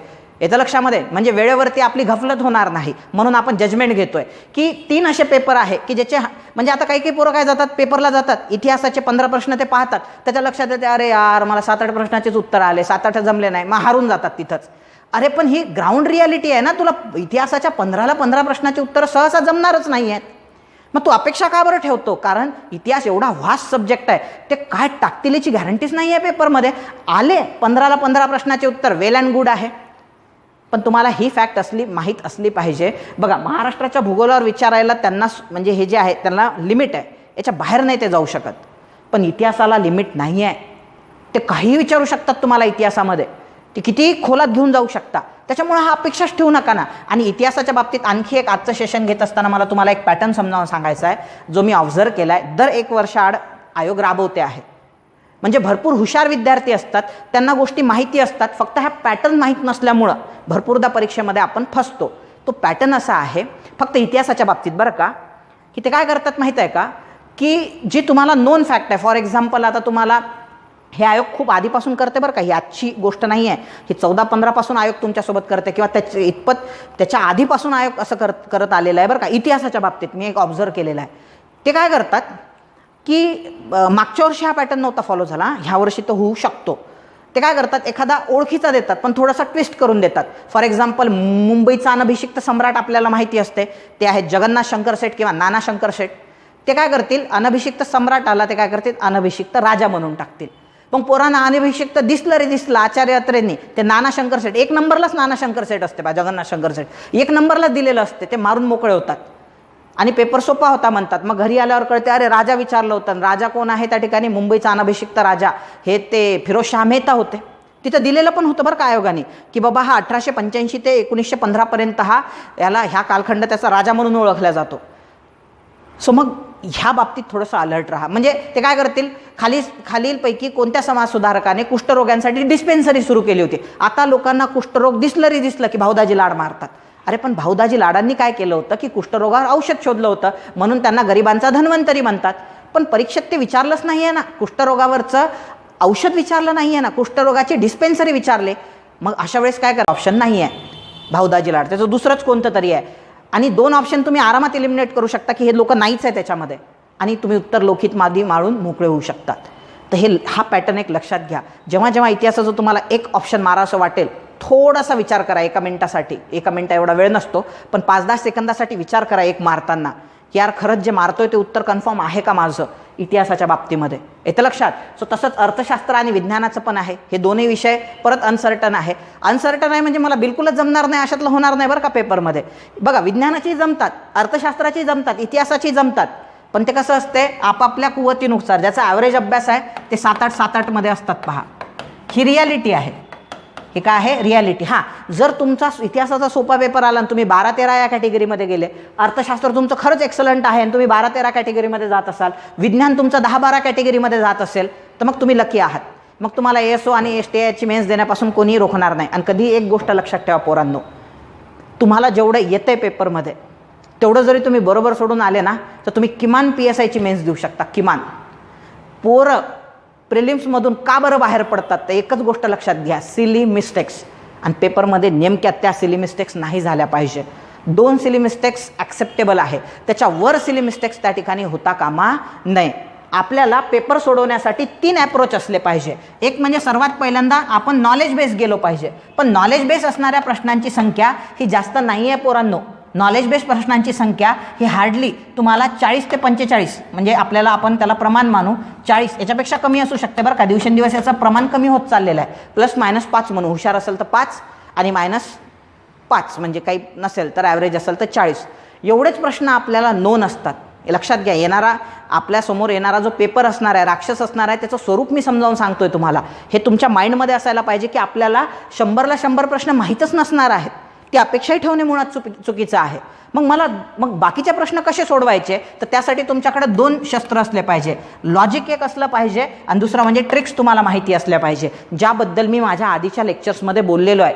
जे एकदम नवीन माझं लेक्चर्स पाहत आहे त्यांनी जुने सेशन्स पहा. आज पण मी सांगणार आहे लॉजिक आणि ट्रिक्स कसे लावायचे. मी माझ्या प्रत्येकच लेक्चरमध्ये बोलतो, कारण पास होण्यासाठी नॉलेज जेवढं महत्त्वाचं आहे तेवढं हा ॲस्पेक्ट दिवसेंदिवस वाढत चाललेला आयोगाचा, लॉजिक आणि ट्रिक्सवाला. सो मी याच्याबद्दल पण तुम्हाला बोलणार आहे, वेळोवेळी बोलणार आहे. माझं कामच आहे ते ॲनालिसिस करून तुम्हाला सांगणे, तुमचा वेळ वाचवणे, तुमचे मार्क्स त्या ठिकाणी परीक्षेमध्ये +10 तरी ॲटलिस्ट करून देणे, हे माझं कामच आहे. तर हे 3 ॲप्रोचने जर तुम्ही प्रश्न सोडवतो म्हटलं, भाई मी जेव्हा एखाद्या प्रश्नाकडे पाहतो ना, मला भरपूर सारे ॲस्पेक्ट दिसतात त्याचे. ह्या पद्धतीनं नाही झालं तर ह्या पद्धतीनं, ह्या पद्धतीनं नाही झालं तर ह्या पद्धतीनं, हे असे तुमच्याकडे ॲस्पेक्ट असले पाहिजे. भाई मला एखाद्या प्रश्नाचं उत्तर माहीत नाही, हे मी वाचलंच नाही असं म्हणून जर तुम्ही सोडून दिलं ना, तर तुमचा फक्त हार्डली 35-40 क्वेश्चन सुटतात पेपरमधले, तेवढ्यात तर तुम्ही PSIची मेन्स पण नाही देऊ शकत. मग काय उपयोग आहे त्याचा. सो त्याच्यामुळं कधी असे तुम्हाला सांगतो 4-4, 5-5 वर्ष नापास होणारे पोर आहे. जेव्हा त्यांनी, आता मला एक स्टुडंट येऊन भेटली होती, सर म्हणे मी मेन्स दिली म्हणे आत्ता STIची, माझे चान्सेस आहेत म्हणे सर 100% STI होण्याचे. सो फक्त आणि फक्त तुम्ही हा जो ॲस्पेक्ट मला ॲड करायला सांगितला ना म्हणे, माझं जीवनच पालटलं म्हणे सर. भरपूर, आणि हे तुम्हाला कोणीही सांगणार नाही महाराष्ट्रामध्ये. एक तर म्हणजे काय, त्यांना स्वतःला अनुभव नसतो, आणि दुसरं म्हणजे काय, माहीत असेल तर ते स्वतः ट्राय करत असतात. माहीत असेल तर ते काय करतात, स्वतः अधिकारी बनण्याचा प्रयत्न करतात ना. थोडी तुम्हाला सांगत राहतील. एकदा एखादा पोरगा अधिकारी बनला मग त्यानं तरी सांगायला पाहिजे तुम्हाला, ते पण सांगत नाही. त्याचं कारण काय आहे, का बरं तुम्हाला सांगत नाही, तर त्यांचं म्हणणं असते की मी 5-6 वर्ष अभ्यास केला. मी काही अधिकाऱ्यांशी बोललो याच्याबद्दल, मी 5-6 वर्ष अभ्यास केला, मी का बरं तुम्हाला आता सांगू लगेच तुम्हाला 1 वर्षाचा अधिकारी बनवून देऊ. तुम्ही स्वतः शोधा ना, मी का बरं सांगू तुम्हाला. माझं झालं, आता माझं पोट भरलं, मी अधिकारी बनलो. म्हणून ह्या गोष्टी तुम्हाला महाराष्ट्रामध्ये कुठलाही शिक्षक सहसा सांगणार नाही, याचं लक्षात. आणि याच्यात मोठी रिस्क पण आहे, आणि कोणाला रिस्क घ्यायचीच नाही आहे, याचं लक्षामध्ये. लॉजिक आणि ट्रिक्स याच्याबद्दल कोणी बोलत नाही, पण ह्यामध्ये खूप सारे मार्क पोरांनो लपलेले आहे, आणि भविष्य हे याचंच असणार आहे. प्रत्येक प्रश्नाचं उत्तर माहीत असणं शक्य नाही आहे. सो ॲट द एंड लेक्चरच्या आपण ह्याच्याबद्दल पण बोलणार आहे की नॉलेजनं तर आपल्याला जायचंच आहे. फर्स्ट ॲस्पेक्ट सोडवण्याचं नॉलेज असणार आहे. लॉजिक आणि ट्रिक्स कशा वापरायच्या याबद्दल पण मी तुमच्याशी बोलणार आहे. वापस येऊया आपण. हां, आता हे जे पेपर आहे, म्हणजे पेपराचं स्वरूप कसं आहे हे पाहतोय आपण. त्याच्यापैकी भूगोल आणि अर्थशास्त्राचे आपल्याला 100% येणार असतात. त्याच्यानंतर विज्ञान, अर्थशास्त्र आणि इतिहासाचे स्वरूप कसं असणार आहे, तर शक्य नाही आहे मला पूर्ण येणं. अपेक्षाही ठेवू नका, नाही तर अपेक्षा भंग होऊन जाईल पेपरमध्ये. सर्वात नो गॅरंटेड सब्जेक्ट आहे चालू घडामोडी. तो जर तुमच्या फेवरचा आला, सोपे प्रश्न आले, वेल अँड गुड. 4-5 प्रश्न असतात सोपे, पण आजकाल काय होत चाललेलं आहे, दिवसेंदिवस चालू घडामोडीचं स्वरूप फार कॉम्प्लिकेटेड होत चाललेलं आहे. म्हणून या विषयाकडून फार काय अपेक्षा ठेवू नका. मी अभ्यास करू नका असं म्हणत नाही आहे. मला सर्वात जास्त पोरांची चिंता असते चालू घडामोडी या विषयाची. त्याचं कारण आहे माझी स्वतःची फिलॉसॉफी. मी सहसा चालू घडामोडी हा विषय शिकवत नाही विद्यार्थ्यांना. मग मला नेमकं त्याच विषयाची भीती वाटते की यार पोरांना बाकी शिक्षकांनी तो व्यवस्थित दिला आहे की नाही सब्जेक्ट, आणि दिला असेल तर ते परफॉर्म करू शकतील की नाही पेपरमध्ये. मला याची फार चिंता वाटत असते चालू घडामोडीची. आणि हा विषय खरंच मित्रांनो अनसर्टन आहे. याच्याकडून जास्त अपेक्षा ठेवू नका, नाहीतर तुम्ही काय कराल की बाबा दिले बाकीचे विषय सोडून लागले फक्त चालू घडामोडीच्या मागाचं. It will be the disaster. किती अभ्यास करून जा, ह्याच्यावर लिमिटेशन्स आहेत पहा चालू घडामोडीच्या याच्यावरती. पुढे जाऊया आपण. सोडवायला परवडत नाही या कॅटेगरी मॅथ्स आणि रिझनिंग असतात. आजकाल काय करते आहे की आयोग मॅथ्स आणि रिझनिंगचेच प्रश्न सोपे द्यायला लागला आहे. मागच्या 2 पेपरपासून मी पाहतोय. म्हणून ज्या पोरांचं खूपच एक्सलंट आहे, म्हणजे काही काही पोरं असे असतात की मॅथ्सचं पाहिलं उत्तर त्यांना सुटते, त्यांनी त्याच्यात हात घालावा मॅथ्स आणि रिझनिंगमध्ये. बाकी पोरांनी हात घालणं अपेक्षित नाही. त्याच्यामागं वेळ पण लागतो. आणि भरपूर मुलं काय करतात, इगोवर घेऊन घेतात एखादं रिझनिंगचं गणित, मॅथ्सचं गणित, की बाबा मी दाखवूनच देतो अमरावतीचा आहे म्हणून, आणि सोडवतो त्याला. अरे पण त्याच्यात वेळ जातोय ना, 5 मिनटं जात आहेत ना, 3 मिनटं जात आहेत ना, सोडवायला नाही परवडत तो. भाई जे जे सोपे सोपे आहे 15 पैकी 5-6 तरी खाता आले पाहिजे. हां, ज्यांचं गणित चांगलं आहे त्यांच्यासाठी, ज्यांचं गणित बिलकुलच चांगलं नाही त्यांनी मॅथ्स रिझनिंगच्या फंद्यात कृपया पडू नये. 85 पैकी पेपर सोडवावा, त्यात बेस्ट परफॉर्म करावा. मॅथ्स रिझनिंग इन्क्लूड केलं तर तुम्हाला प्रत्येक प्रश्नाला 35 ते 40 सेकंद भेटायलेत. मॅथ्स रिझनिंग इलिमिनेट केलं तर प्रत्येक प्रश्नाला 45-50 सेकंद भेटतात. सो जर जमतच नसेल तर याचा अर्थ तुम्ही नापास होता असं होत नाही. माझे कितीतरी विद्यार्थी आहेत कंबाईनमधून लागलेले ज्यांना मॅथ्स रिझनिंग येत नव्हतं कारण त्यांचं आर्ट होतं. त्यातले 1-2 जण तर तहसीलदार पण आहे सध्याच्या मुवमेंटमध्ये. सो त्यामुळे ती एक गोष्ट लक्षात ठेवा. येतं लक्षात, जरुरी नाही तुम्हाला मॅथ्स रिझनिंग आलंच पाहिजे. येत असेल वेल अँड गुड, 5-6 मार्क पदरात पाडून घ्या. जर बिलकुल जमत नसेल तर याच्यात हातच घालू नका. आता नॉर्मली जर पेपर पॅटर्नकडे पाहिलं त्यावरील जेवढे विषय आहेत 7 विषय यापैकी कोणतेही 2 विषय खूप अवघड येणार आहे बरं का परीक्षेमध्ये. ते कोणते ते मी नाही सांगू शकत. सहसा चालू घडामोडीच्या बाबतीत आयोग तसं करते आहे, आधी मॅथ्स रिझनिंगच्या बाबतीत करायचं. सो आपण ते नाही सांगू शकत कोणते सब्जेक्ट आहेत ते, पण 2 सब्जेक्ट यापैकी नक्की अवघड येतील. त्यामुळे तिथं हवलून जाऊ नका, घाबरून जाऊ नका. भरपूरदा काय होते माहिती आहे का, पेपर जेव्हा आपल्या हातात येतो पेपर सेट, नेमकं सुरुवातीचेच प्रश्न अवघड असतात. नेमकं सुरुवातीचे प्रश्न काय असतात, अवघड असतात आणि आपण घाबरून जातो आणि सोडून देतो. नेमकं विज्ञानच पहिले येऊन जाते आणि विज्ञानातले जमले नाही प्रश्न, सायन्स बॅकग्राऊंड असू द्या, आर्ट बॅकग्राऊंड असू द्या, आपण घाबरतो आणि तिथंच मॉरल डाऊन होऊन जातो. तर असं करू नका. सहसा काय असते माहिती आहे का, पेपरच्या शेवटी फॅक्च्युअल आणि वन लायनर बिंदास जमणारे प्रश्न असतात, तेच राहून जातात आपले. ते का बरं राहून जातात, वेळेचं नियोजन नसणे आणि घाबरून जाणे, सुरुवातीला अवघड आला म्हणून पेपर. एखाद्याचा पेपर सेट 1-2 जणांचा पेपर सेट असा असतो की त्याच्या सुरुवातीला विज्ञान म्हणा, सीसॅट म्हणा, रिझनिंग म्हणा, ते आपलं अर्थशास्त्र म्हणा आणि जे विषय अवघड असतात तेच नेमके येऊन जातात. मग त्याच्यामध्ये काय होऊन जातो, तो सुरुवातीलाच ढेपाळतो. मग असं जर झालं तर तुमची परीक्षेत गडबड होऊ शकते. सो त्यामुळं बेटर आहे की जो विषय अवघड वाटतो तो सोडून बाकीचे सोडवायला आपण सुरुवात केली पाहिजे. शेवटी तो हातात घेतला पाहिजे. आणि पहिल्यांदा जेव्हा, आणि खूप लोक काय विचार करतात पेपर सोडवताना, हे होणार आहे तुमच्या बाबतीमध्ये की यार हे उत्तर मला वाटते, बरं ठीक आहे आता राहू देतो मी, नंतर पुढे जाऊन वापस येतो. म्हणजे नंतर शेवटी पाहू आपण याचं उत्तर काय मारायचं. आणि कधी वेळच पुरत नाही आणि जो आपण ठरवलेलं असते हे असू शकते तेच उत्तर असते घरी गेल्यावर. मग असं जर होऊ द्यायचं नसेल तर बेटर आहे, तिथं जर वाटलं ना तुम्हाला की हे उत्तर आहे तर पटकन मारून घ्यायचं, जास्त विचार करत बसायचं नाही. रिस्क घ्यायला तुम्हाला परवडते. का बरं रिस्क घ्यायला परवडणार आहे तुम्हाला, एक लक्षात घ्या. रिस्क घ्यायला का बरं परवडते, कारण तुमचं जे प्रमाण आहे, रिस्क घ्या कारण 1:4 आहे प्रमाण. येतं लक्षात. 4 जर तुम्ही सोडवले असाल त्यातला 1 जरी बरोबर आला ना, 4 पैकी 3 चुकले ना, 3 चुकण्याचे 0.75 मार्क जातील तुमचे. बरोबर येण्यासाठी तुम्हाला 1 मार्क मिळतोय, तरी 0.25 तुम्ही प्रॉफिटमध्ये आहे. म्हणून जिथं रिस्क घ्यायची तिथं रिस्क घ्या. तुम्हाला वाटत असेल की यार मी कुठंतरी वाचलं होतं की बाबा एखादं त्यांनी विचारलं की बाबा खालीलपैकी मसुदा समित कोण नाही आहे, तर तुम्हाला माहिती आहे की हे 3 जण होते वाटते, हे नेहरूजी याच्यात नव्हते, तर मग नेहरू मारा. जास्त विचार करत बसू नका, नेहरू मारा मोकळं करून टाका. जास्त विचार करत बसू नका त्याच्यामध्ये. मग बरोबर, मग पुढच्या प्रश्नाला नेहरू बरोबर असेल की नाही काही विचार करायचा नाही. येतं लक्षामध्ये, जेव्हा तुम्हाला वाटेल फर्स्ट इन्स्टन्समध्ये तेच उत्तर मारायचं, मोकळं करायचं. खूप विचार करत बसायचं नाही, कारण आपल्याकडं वेळ नाही आहे. लक्षात घ्या, वेळेचं गणित लावता आलं पाहिजे आपल्याला. जे 100% नोन आहे ते तर आपण सोडवणारच आहे. पोरं प्रश्न विचारतात की सर किती अटेम्प्ट केले पाहिजे. सो याचं असं काही सूत्र नाही आहे. पेपर जर अवघड असेल तर कमी अटेम्प्ट करणं योग्य राहील. पेपर जर खूपच सोपा आला तर जास्त अटेम्प्ट केला पाहिजे, कारण कट ऑफवर लागणार आहे. कमी सोडून उपयोग नाही आहे. मग त्याच्यात आयडियल काय आहे सर, तर आयडियल हे आहे की जिथं 100% रिस्क आहे, म्हणजे तुम्हाला माहिती आहे की 100% रिस्क नाही, 100% उत्तर नोन आहे, ते तर तुम्ही सोडवणारच आहे. मी नाही म्हटलं तरी सोडवणार आहे तुम्ही. पण जिथं 50% रिस्क आहे, हे किंवा हे असू शकते, तर तिथं 100% रिस्क घेतली पाहिजे. आता खूप जण म्हणतील सर ते 50-50 मध्येच माझा प्रोग्राम गणतो, तर गंडू द्या. पण रिस्क घ्यायची तिथं, न सोडून आल्यापेक्षा. येतं लक्षामध्ये, म्हणजे ते म्हणतो ना आपण करून पस्तावलेलं कधी चांगलं. घरी आल्यावर जर म्हटले तुम्ही यार मला हे मारायचं होतं पण मी मारलं नाही म्हणून माझा मेरिट गेला, ह्याला अर्थ नाही आहे. सो 50-50% जिथं वाटते तुम्हाला की 2 ऑप्शन इलिमिनेट होतात, 2मध्ये मी कन्फ्यूज आहे, मारून मोकळं करून टाकायचं. पुढे जाऊया आपण. 75% रिस्क, म्हणजे मी तर हे म्हणाल तुम्हाला की 4 ऑप्शनपैकी 1 ऑप्शन इलिमिनेट केला, 3मध्ये कन्फ्युजन आहे, तरी तुम्ही रिस्क घ्या 3 पैकी 1 उत्तर मारण्याचं. म्हणजे तुम्हाला जवळपास बरोबर येण्याचे चान्सेस फक्त 25% आहे.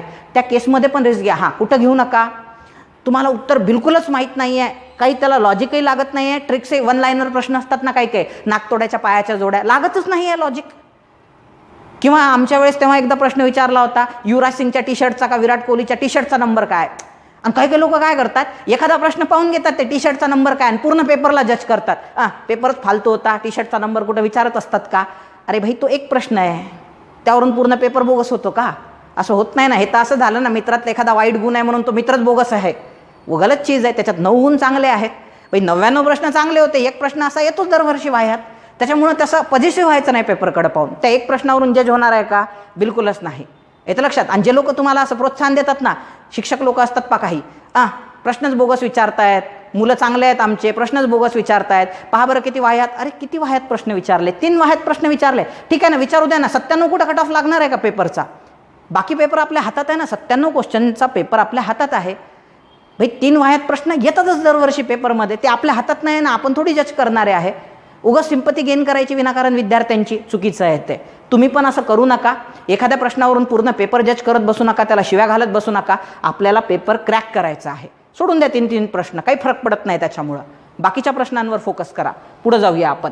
कारण ह्याच्यामुळं आयोग तर बदलणार नाही आहे, पण तुमच्या आयुष्याची वाट लागू शकते जर तुम्ही प्रिलिम्स नाही निघाले तर. त्यामुळं अशा गोष्टींकडं ह्या डोंट्स आहेत. 3 प्रश्न आहेत, आपण क्वालिटीहीन आहेत, दर्जाहीन आहेत, सोडून द्यायचे. पण बाकीचे प्रश्न तर दर्जेवाले असतात ना. सो त्यामुळं असा एखादा प्रश्न आला ज्याचं उत्तर लॉजिकनं नाही येतच नाही आहे, काही जरी केलं तर येत नाही उत्तर, तर काय करायचं? अशा प्रश्न एखाद्या वेळेस सोडून द्यायचा, स्किप करून टाकायचा. पण जिथं तुम्हाला 3 ऑप्शनमध्ये निवडायचं आहे, 2 ऑप्शनमध्ये निवडायचं आहे, तिथं नक्की रिस्क घेतली पाहिजे तुम्ही. पुढे जाऊया आपण. सो आता हे झालं तुमचं, याच्याबद्दल एक राहिलेलं आहे फक्त. ते जे म्हटलं सुरुवातीला क्वेश्चन कधी कधी काय येऊ शकतात, तुम्हाला अवघड येऊ शकतात, तर त्याच्यात घाबरून जायचं नाही. प्रश्न सोडवताना काय असलं पाहिजे? वेळेकडं लक्ष असलं पाहिजे. एखादा अवघड प्रश्न आहे त्याच्यात अडकून राहू नका. म्हणजे मी पाहिलं आत्ता एक जुना पेपर, जेव्हा मी ॲनालाइज करत होतो तुमच्यासाठी शॉर्ट ट्रिक सांगण्यासाठी, त्या पेपरचं एक सोपं स्वरूप सांगण्यासाठी, तर मला काही क्वेश्चन दिसले त्यात इकॉनॉमिक्सचे जे खरंच कॉम्प्लिकेटेड होते. मग असं जर लयच कॉम्प्लिकेटेड प्रश्न आला, डोक्याला ताप असेल, तो एक प्रश्न म्हणजे काही 3 म्हणजे असे 3 ओळीचं एक स्टेटमेंट आहे काही प्रश्नांमध्ये. मग तुम्हाला जर असं वाटत होतं की बाबा याचं आकलनच होत नाही आहे मला, तर त्याला स्किप करून टाकायचा, पुढचा प्रश्न घ्यायचा. त्यात गुंतून जायचं नाही. एका प्रश्नासाठी तुम्हाला 1 मिनिट जरी लागला ना, तुम्ही दुसऱ्या प्रश्नाचे 20-25 सेकंद खातायत हे तुम्ही लक्षात घेतलं पाहिजे. त्यामुळे ते परवडण्यासारखं नसतंय. पहा हे तर लक्षात. म्हणून एखाद्या प्रश्नात अडकून राहू नका. सतत तुमचं वेळेवर लक्ष असलं पाहिजे. चॅलेंजिंग टास्क राज्यसेवा आणि कंबाईनमध्ये काय फरक आहे की राज्यसेवेचा पेपर 120 मिनिटात 100 क्वेश्चन असतात, जे तुम्ही आरामात सोडवू शकता वेळेच्या आधी. 15 मिनिट आधी राज्यसेवेचा संपतो पेपर. पण कंबाईनचं तसं नसतंय. कंबाईनमध्ये वेळेचं नियोजन ज्याला जमलं, जेवढं तुमच्या हुशारीला महत्त्व आहे, नॉलेजला महत्त्व आहे, तेवढंच महत्त्व या पेपरमध्ये टाईम मॅनेजमेंटला आहे. त्यामुळे टाईम मॅनेजमेंटचा हा जो सल्ला आहे माझा, हा तुम्ही लक्षात ठेवा. ठीक आहे. शेवटच्या 2-3 दिवसात मी काय करू सर, हाही एक प्रश्न असतो. आता शेवटचे 2-4 दिवस राहिलेले आहेत, मी काय केलं पाहिजे? तर लक्षात ठेवा, ह्या 2-3 दिवसात अभ्यास का बरं करायचा? तर बिझी राहण्यासाठी अभ्यास करायचा. ह्या 2-3 दिवसात केला म्हणजे पास होणार असं नसते विद्यार्थी मित्रांनो. आपल्याला बिझी राहायचं आहे. कारण रिकामं मन कुविचाराचं धन. तुम्ही जर रिकामं राहिले तर तुम्हाला तुमचं मनच खाऊ शकते आणि तुम्ही डिप्रेस होऊ शकता. मग एंगेज राहायचं तर मग नेमकं काय करायचं? तर फॅक्च्युअल डेटा पाठ करायचा. कन्सेप्च्युअल नाही बरं का. आता कन्सेप्च्युअल करत बसायचंच नाही, फॅक्च्युअल. आता तुम्हाला माहिती आहे लोकसंख्येवर प्रश्न येणार आहे. इकॉनॉमिक्स नाही तर महाराष्ट्राच्या भूगोलमध्ये लोकसंख्या टॉपिक करा, फॅक्च्युअल आहे. तुम्हाला कन्फर्म माहिती आहे की पॉवर्टी आणि अनएम्प्लॉयमेंटवर क्वेश्चन असणार आहे, करा. तुम्हाला कन्फर्म माहिती आहे की वर्तमानपत्रावर 1-2 प्रश्न असतात दरवर्षी इतिहासावर, वर्तमानपत्र करा.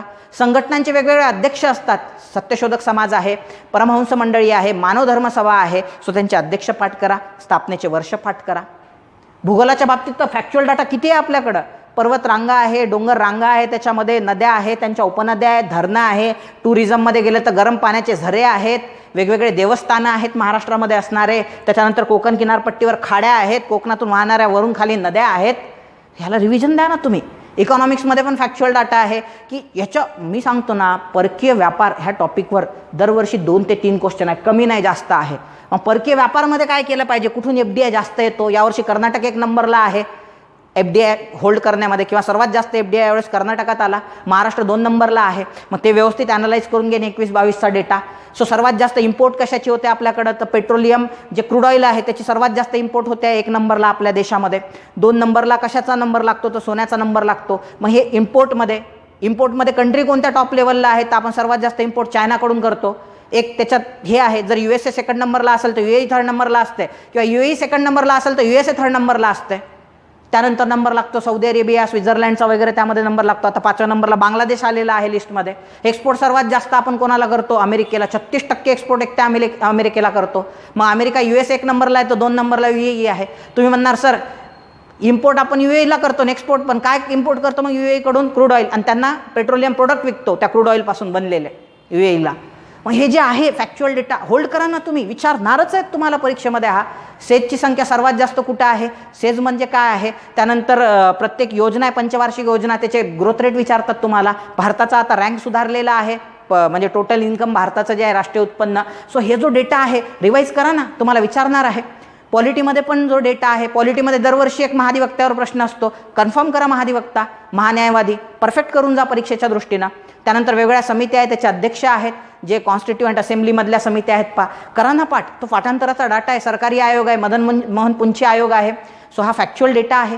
वेगवेगळ्या इंटरस्टेट काउन्सिल आहे, त्याच्यानंतर जललवाद आहेत, त्याच्यावर येणारच आहेत प्रश्न परीक्षेमध्ये, ठरलेलंच आहे. मग हा जो डेटा आहे फॅक्च्युअल, हा 3 दिवसात प्रिपेअर करा. म्हणजे विज्ञानामध्ये जर गेलं तर जीवनसत्व आहे, दरवर्षी जीवनसत्वावर प्रश्न असतो, कशाला काय म्हणतात. ए म्हणजे रेटिनॉल असते, त्याच्यानंतर बी म्हणजे बीटा कॉम्प्लेक्समध्ये काय काय येते आहे, सी म्हणजे कोणतं जीवनसत्व आहे, के म्हणजे कोणतं जीवनसत्व आहे. सो ते मग त्याच्यामुळं कोणत्या आजार होतं, हे हा फॅक्च्युअल डेटा आहे. त्याच्यानंतर प्राणीशास्त्रामध्ये प्रत्येक प्राण्यांचे वैशिष्ट्य आहे, त्याचे एक्झाम्पल्स आहेत पहा, येतं लक्षामध्ये. सो पोरीफेरामध्ये काय मोडतात, निडारिया संघामध्ये काय मोडते आहे, प्लॅटीहेल्मिंथिसमध्ये काय मोडते आहे, ॲस्केल्मिंथिसमध्ये काय मोडते आहे, त्याच्यानंतर आर्थ्रोपोडामध्ये काय मोडते आहे, मोलुस्कामध्ये काय आहे, इकायनोडर्मॅटामध्ये काय आहे, ॲनेलिडामध्ये काय आहे, त्याच्यानंतर कॉर्डेटामध्ये काय आहे. पाठ करून जा ना, येणारच आहे जोड्या लावामध्ये हे. सो मग हा जो डेटा आहे जो आपण ऑलरेडी वाचलेला आहे त्याला रिवाईज करा, परफेक्ट करण्याचा प्रयत्न करा. हातातले मार्क आहे, गेले नाही पाहिजे. भाई वनस्पतीमध्ये मोजून 3, 4, 5 वनस्पतीचे प्रकार आहे. बीजपत्री, अबीजपत्री, त्याच्यामध्ये TBP म्हणतो त्याला, थॅलोफायटा, ब्रायोफायटा, टेरिडोफायटा. त्याचे एक्झाम्पल, थॅलोफायटामध्ये सगळे शैवाल वर्ग येणार, त्याच्यानंतर ब्रायोफायटामध्ये नेचवर्गीय वनस्पती येणार, आणि तुमचं टेरिडोफायटामध्ये नेचवर्गीय वनस्पती येणार, आणि ब्रायोफायटामध्ये तुमचे जे मॉसेस असतात ते येतात त्याच्यात. मग बीजपत्रीमध्ये पण कोणकोणते येतात, मग ते असतात ना, ते त्याला म्हणतो ना आपण जिम्नोस्पर्म, अँजिओस्पर्म आणि जिम्नोस्पर्म. मग ते काय असतात त्याच्यात, म्हणजे बिया बाहेर कशामध्ये असतात आणि बिया आतमध्ये कशामध्ये असतात, कोणत्या बियांच्यावर कोटिंग असते पहा, येतं लक्षामध्ये, आणि कशाच्यावर कोटिंग नसते. मग हे ठरलेलंच येणार आहे, तर मग का बरं करत नाही आपण हे. ह्या 3 दिवसामध्ये तुम्ही ह्याच्यामध्ये बिझी राहा, सिस्टमॅटिकली करा. बाई आता हा वेळ मी इतिहासाला देतो, हा इकॉनॉमिक्समध्ये सागर सरांनी एवढा फॅक्च्युअल डेटा पाठ करायला सांगितला. हा, आणि मी एक सेशनच घेतलेलं आहे, सिरीज घेतलेली आहे, प्रत्येक विषयात काय काय फॅक्च्युअल डाटा वाचायचा. उगा 20-20, 25-25 मिनिटाची आहे, पहा करा. तुम्हाला ॲटोमॅटिक पेपर, जे म्हटलं होतं ना, नोन क्वेश्चन असतात 40 ते 45, हे नोन क्वेश्चन ह्याच्यातूनच येतात, कन्फर्म आहे. चला, आता सर्वात जास्त वाट तुम्ही ज्या गोष्टीची पाहत होते, सो त्या गोष्टीबद्दल आपण सर्वात आता शेवटच्या याच्यात जाता जाता बोलणार आहे. की मी म्हटलं होतं तुम्हाला की रावणाचे विकनेसेस काय आहे, याच्यावर रामाने काय केला होता, भर दिला होता. तसं आपल्याला काय करायचे आता, परीक्षेचे विकनेसेस काय काय आहे, परीक्षेचं जे भव्य दिव्य स्वरूप आहे, ज्याला तुम्ही घाबरताय माझं कसं होईल, 1 तासात निपटवता येईल का पेपर, सो त्या भव्य स्वरूपामध्येच लपलेले आहे परीक्षेचे विकनेस. आता आपण त्या विकनेसला हॅमर करू. सो आता हा क्वेश्चन, आता काही लोकांना नॉलेजनं पण सुटतात क्वेश्चन, आपल्याला नॉलेज नाही, कशाबद्दल बोलायचं आहे आजच्या ह्या सेशनमध्ये, लॉजिक आणि ट्रिक्सनं कसे सुटतात प्रश्न याबद्दल बोलायचे आहे. आता 1932 साली भारतीय उद्योजकांनी पहिली विमान कंपनी सुरू केली. आता इथं 2 शब्द आहे जे तुम्हाला सांगतात की याचं उत्तर हे असू शकतं. कोणते 2 शब्द आहे, पहिलं नेहमी एक असते, 2 नसतात. तुम्हाला विचारलं, मागे एकदा विचारलं होतं, खालीलपैकी आधुनिक भारताच्या अर्थशास्त्राचे जनक कोण, अरे जनक एकच असतो, बाप एकच असतो, 2 बाप नसतात. आणि तिथं पर्यायामध्ये दिलं होतं ए व बी बरोबर, बी व सी बरोबर, फक्त बी बरोबर, फक्त बी मध्ये होते न्यायमूर्ती रानडे, तेच उत्तर होतं. अरे भाई, पालक विचारलेले, वडील विचारलेले आहेत, जनक विचारलेले आहे, जनक एकच असतो, 2 नसतात. ह्या एका ह्या ट्रिक्सनं तुमच्या जवळपास 3 प्रश्न सुटतात या पेपरमधले, 3 ते 4. इथं काय विचारलंय, पहिली म्हणजे एकच असणार. हा क्वेश्चन आयोगाने रद्द केला, तो प्रश्न नाही आहे, रद्द केला. पण हा कसा सोडवायचा, ॲटिट्यूड कसा असला पाहिजे. भारतीय उद्योजकांनी पहिली म्हणजे एकच असणार आहे उत्तर. आणि दुसरं, विमान कंपन्या नाही. कंपन्या जर म्हटलं असतं तर अब आलं असतं किंवा कडा आलं असतं. पहिली म्हटलं म्हणजे एक आहे, दुसरं आहे त्याच्यात विमान कंपनी, म्हणजे ती पण एक आहे, म्हणजे याचं उत्तर फक्त ब किंवा फक्त अ असायला पाहिजे. त्याचं उत्तर आहे फक्त ब, टाटा एअरवेज. तुम्हाला माहीत असेल, JRD टाटा, ते पहिले पायलट आहे, मुंबईहून कराचीला विमान उडवलं होतं. सो ती पहिली विमान कंपनी आहे भारतातली, टाटा एअरवेज. सो मग फक्त ब त्याचं उत्तर असायला पाहिजे होतं. ठीक आहे, काही कारण असतील, आयोगाने रद्द केला. ॲटिट्यूड कसा असला पाहिजे बघा. पुढे जाऊया आपण. देशाची खरी उन्नती व्हायची असेल तर प्रथमतः उन्नत धर्माचा प्रसार झाला पाहिजे. जोपर्यंत धर्मजागृती होत नाही तोपर्यंत खरे यश मिळणार नाही, असे यांचे मत होते. मला सांगा, हे कोणत्याही एका माणसाचं मत असणार आहे ना हो. शब्द टू शब्द दुसरा माणूस कसं काय बोलू शकतो भाई? हे मत काय असणार आहे? कुठल्याही एका माणसाचं असणार आहे. मग याचं उत्तर काय असू शकते? फक्त ड असू शकते किंवा फक्त अ असू शकते. ड म्हणजे डॉक्टर आत्माराम पांडुरंग तर्खडकर, अ म्हणजे डॉक्टर गो ग भांडारकर. मग आता मी अ मारायचं की ड मारायचं? आता 50-50 रिस्क घेऊ शकता तुम्ही. मी उत्तर असलो असतं तर मला माहीत आहे चुकूही शकतो बरं का मी परीक्षेमध्ये. मी जर असलो असतो तर मी उत्तर त्याचं डॉक्टर आत्माराम पांडुरंग तर्खडकर मारलं असतं. काही लोकांनी त्याचं गोग भांडारकर मारलं असतं. तो प्रश्न नाही, आयोगाने हाही प्रश्न रद्द केलेला आहे. पण याचं उत्तर अड किंवा अब नसलं असतं. याचं उत्तर फक्त ड राहिलं असतं किंवा फक्त अ राहिलं असतं. मग मी हे का बरं मारलं असतं? कारण त्याचं पूर्ण नाव मेन्शन आहे, आत्माराम पांडुरंग तर्खडकर. मग माझ्या लॉजिकनं ज्याचं पूर्ण नाव दिलेलं असते, मी माइंडसेट बनवलेला आहे, ज्याचं पूर्ण नाव दिलं असते ते उत्तर मारायचं, मोकळं व्हायचं. किंवा आणखी एक फिलॉसॉफी आहे की थोडं ऑड नाव मारण्याचे चान्सेस, ऑड विधान आहे तर ऑड नाव मारायचे चान्सेस जास्त असतात. तर डॉक्टर गोग भांडारकर पण मारू शकतो आपण. जरा राघो भांडारकर माहीत आहे आपल्याला. गोग भांडारकर म्हणजे हे बहुतेक वडील असणार आहे. राघो भांडारकरांचे वडील, राघो भांडारकर म्हणजे गोग भांडारकर हे वडील असू शकतात. पण जाऊ दे ना, अ मारा ब मारा, पण 50-50 एलिमिनेट करू शकलो ना आपण. हे कोणत्याच पुस्तकात दिलेलं नाही आहे. मग सोडून देणार का? नाही, सोडायचं नाही, त्याला निपटवायचं प्रश्नाला. पुढे जाऊया आपण. 1849 मुंबई येथे स्थापन झालेल्या परमहंस सभेचा खालीलपैकी कोणत्या सुधारणावर भर होता? सुधारणांवर नाही, सुधारणांवर अनेक वचनी आहे, सुधारणावर एक वचनी आहे. म्हणून याचं उत्तर अ ब क किंवा आकड असणार नाही. जातीबंधने तोडणे फक्त क हे त्या प्रश्नाचं उत्तर आहे. हे तुम्ही जर नेटवर सर्च केलं, हे टाकलं परमहंस सभा, नेटवर सर्च करा, मराठीमध्ये सर्च करा, विकिपीडियावर मराठीमध्ये हे सर्वच उद्देश दिलेले आहेत. फक्त मूर्तीपूजा मान्य नव्हती त्यांना, बाकी सगळंच दिलेलं आहे त्याच्यामध्ये. मग त्याच्यामध्ये अई दिलेला आहे, बई दिलेला आहे आणि कई दिलेलं आहे. आयोगाचं उत्तर काय आहे? फक्त क. ह्या लॉजिकनं पण तुम्ही फक्त क मारू शकता. आणि दुसरं एक लॉजिक म्हणजे नॉलेजनं जर जायचं म्हटलं तर परमहंस मंडळी ही एक गुप्त संघटना होती. यामध्ये मुंबईतले जे सगळे जण संस्थापक आहेत तिचे, म्हणजे जेव्हा त्यांनी 1849 ही संघटना जेव्हा स्थापन केली होती, तर हे सगळेजण काय करायचे, मुंबईच्या बाहेर अलिबागला वगैरे जायचे, तिथे एखादा हॉल बुक करायचे आणि सगळेजण जाऊन तिथं मुद्दामून ख्रिश्चनाच्या हातचा चहा पिणे, दलिताच्या हातचं पाणी पिणे, मुस्लिमाच्या हातचं जेवण करणे, जेणेकरून जातीबंधनं पाळायचे नाही. जे समाज सांगतोय त्याच्या विरुद्ध जायचं, ज्या चुकीच्या गोष्टी आहे त्या चुकीच्या आहे असं म्हणून आचरणात आणणे, सो ह्याच्यासाठी आहे. त्यांनी कधी स्त्री सुधारणा केलेल्या नाही आहे. विधवा पुनर्विवाहासाठी कधी तुम्हाला परमहंस मंडळी, अहो ते एवढे घाबरट होते त्यातले समाजसुधारक. एक दिवस त्याची लिस्ट जशी पब्लिश झाली पेपरमध्ये, एक जण होता एक काहीतरी समाचार चंद्रिका का काहीतरी नाव होतं पुण्यातल्या एका वर्तमानपत्राचं, लिस्टच छापून टाकली त्या वर्तमानपत्रात. तर हे संघटना बंद पडली, संघटना गुप्तच राहिली शेवटपर्यंत. सो त्याच्यामुळे त्यांनी कधी विधवा पुनर्विवाह घडून आणले नाही. विधवा पुनर्विवाह कोणी घडून आणले? नंतरच्या कालखंडात जे स्थापन झाले होते विधवा पुनर्विवाह मंडळी 1866, न्यायमूर्ती रानडे आणि विष्णुशास्त्री पंडित, सो ह्यांनी. त्यामुळे ते नाहीच आहे याच्यात. स्त्री शिक्षण संबंधच येत नाही आहे गुप्त संघटनेद्वारे स्त्री शिक्षण. सो याचं उत्तर होतं जातीबंधने तोडणे. ही ॲक्टिव्हिटी ते लोक करायचे. पुढे जाऊया. दादाभाई नौरोजींच्या मते रिकामी जागाचे निस्सारण होते, परंतु तेच जर भारतात गुंतवले असते तर मोठ्या प्रमाणात आर्थिक विकास पाहावयास मिळाला असता.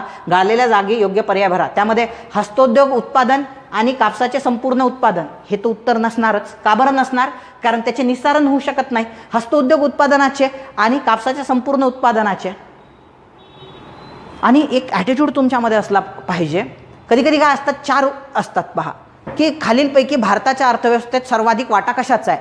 मग ते पहिलं देतात साखर उद्योग, दुसरं दिसतात पोलाद उद्योग, तिसरं देतात, मी एक्झाम्पल सांगतोय, तिसरं देतात त्याच्यामध्ये साखर उद्योग, पोलाद उद्योग, कापड उद्योग आणि चौथं देतात फक्त उद्योग. तर मग ह्या प्रश्नाचं उत्तर काय मारायचं? काही लोक स्टील उद्योग मारतात मोठा आहे म्हणून. अरे पण चौथा ऑप्शन उद्योग आहे ना, कॉम्प्रेहेन्सिव्ह आहे ना, मग ते मारण्याचं काय करायचं? पर्याय ते मारण्याचं काय करायचं? चान्सेस जास्त असतात. एकदा असंच केलं होतं. खालीलपैकी सर्वाधिक निर्यातीत वाटा कशाचा आहे? त्याच्यात त्यांनी म्हणजे पेट्रोलियम प्रोडक्ट दिलंच नव्हतं. त्यांनी काय दिलं होतं? अभियांत्रिकी वस्तू दिलं होतं. आता अभियांत्रिकी वस्तू हे कॉम्प्रेहेन्सिव्ह आहे. दगडी कोळसा सोन्यापेक्षा हे कॉम्प्रेहेन्सिव्ह आहे, कारण त्याच्यामध्ये बॉयलर येतात, इलेक्ट्रॉनिक वस्तू येतात, स्टीमर येतात, म्हणजे सगळे अभियांत्रिकी वस्तू हा गट मोठा आहे ना, मग त्याचे चान्सेस काय असतात? एक्सपोर्टमध्ये जास्त असतात. हे त्याच्या मागचं लॉजिक आहे. तसं इथं पण लक्षात घ्या की इथे कॉम्प्रेहेन्सिव्ह मारण्याचा प्रयत्न करायचा. हस्तोद्योग म्हणजे फक्त हस्तोद्योग, कापसाचे संपूर्ण उत्पादन म्हणजे संपूर्ण उत्पादन, हे तर त्याच्यात असणार नाही. हे कशामध्ये मावतात? भारतीय चलन आणि संभाव्य अधिशेष. आता मॅक्झिमम पोरांनी भारतीय चलन मानलं. मला सांगा, भारतीय चलन ते इंग्लंडला कशाला घेऊन जाईल? तिथं थोडी चालतं भारताचं चलन. लक्षात ठेवा, म्हणजे drain theory of Indian currency नाही मांडलेलं आहे दादाभाई नौरोजींनी, ड्रेन थेरी ऑफ वेल्थ मांडलं आहे. भारतातली वेल्थ इंग्लंडला चालली आहे म्हणे, भारतातलं चलन नाही जात आहे म्हणे, कारण भारतातलं चलन तिथं चालत नव्हतं कुठे इंग्लंडमध्ये, ते भारतातून सोनं न्यायचे. म्हणून या प्रश्नाचं उत्तर काय आहे, संभाव्य अधिशेष. म्हणजे प्रश्नाचं उत्तर परफेक्ट जरी माहीत नसलं तर लॉजिकनं तुम्ही सोडवू शकता. हे ट्रिक्सवाले आहेत सगळे प्रश्न. हे जे ट्रिक्स आहे, मी तुम्हाला सांगितलं सिंग्युलर असेल तर सिंग्युलर मारायचं, हे सगळं ट्रिक्सवालं आहे, हे लॉजिकवालं आहे. 100% उत्तर माहीत असण्याची तुम्हाला गरज नाही ना. आज इथून पुढे सांगतो तुम्हाला परीक्षेत 100% वाल्या प्रश्नाचं प्रमाणच कमी होणार आहे. त्यामुळे तुम्ही ह्या गोष्टीसाठी तयार राहा पोरांनो बरं का. आदिवासी शेतकऱ्यांचा पहिला नायक परत एकदा आलेला आहे याच पेपरमध्ये. सगळं 2022ला झालेला पेपर आहे. पहिला नायक एकच असणार, दोन कधीच असणार नाही. अ, ब आणि क, ड हे उत्तर नसणारच. एक तर उत्तर ब मारा किंवा ड मारा. ब कोण आहे, बिजनिया. ड आहे तंट्या भिल्ल. मारा, तंट्या मामा म्हणायचे म्हणजे याचं उत्तर ड आहे. हां ठीक आहे, बिजनिया मारलं तुम्ही, चुकीचं आलं, डझंट मॅटर, तो त्याचा सहकारी होता बिजनिया तंट्या भिल्लांचा. पण प्रश्नाचं ते आहे की मी 2 इलिमिनेट करू शकलो ना त्या ठिकाणी, कारण पहिला नेहमी कोण असणार, एकच असणार, मल्टिपल थोडी असणार त्याच्यामध्ये. पुढे जाऊया. औरंगाबाद शहराची ठळक वैशिष्ट्ये. आता अशा प्रश्नांसाठी काय करायचं, होलिस्टिक ॲप्रोच ठेवायचा.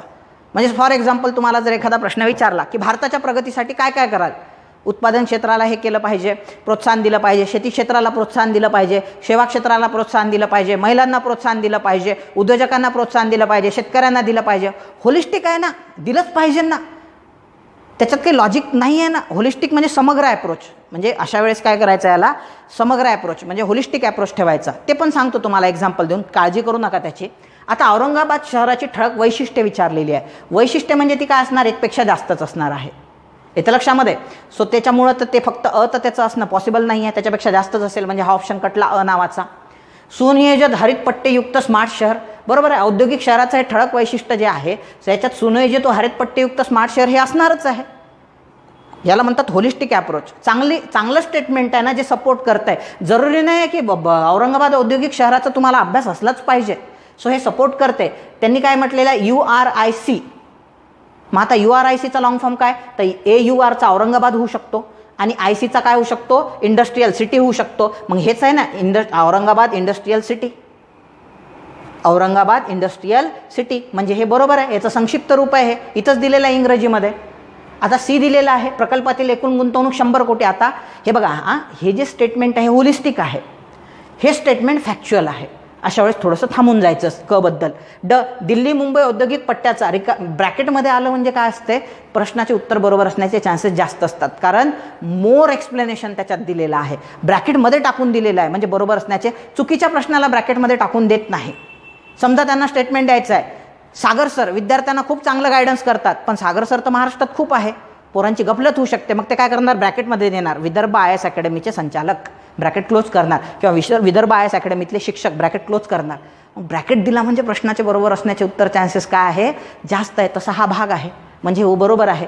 मग आता कचाच फक्त आपल्याला डाऊट आहे. मग आता ऑप्शन बघायचे. Option all of the above तर नाहीच आहे, मग एक इलिमिनेट करायचं आहे कोणतं तरी. तर अ ब ड तर 100% बरोबर वाटते आपल्याला. सो अ ब ड आहे.